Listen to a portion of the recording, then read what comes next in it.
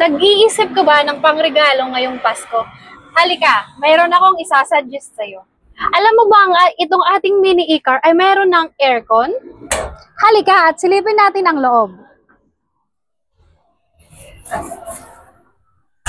Itong ating mini e-car ay mayroong 3 aircon sa loob. At kung ayaw mo naman siyang mag-aircon, meron tayong ceiling fan dito. At alam mo ba, ito ay naka-solar panel. Legit na nagcha-charge sa araw. At alam mo ba, ito ay naka-extra tire na din with mags. At napakaganda ng kanyang steering. May Bluetooth speaker na din. At mayroon na din po tayong mga papribis. At tulad nitong tools at saka air fryer. At ang kagandahan dito, pang 5 tao na to.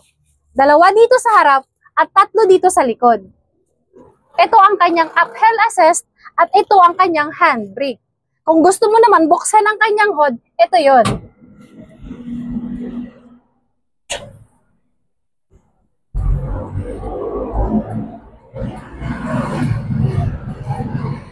At napakaliwanag dito sa gabi, lalo na ang kanyang headlight at saka crown lights.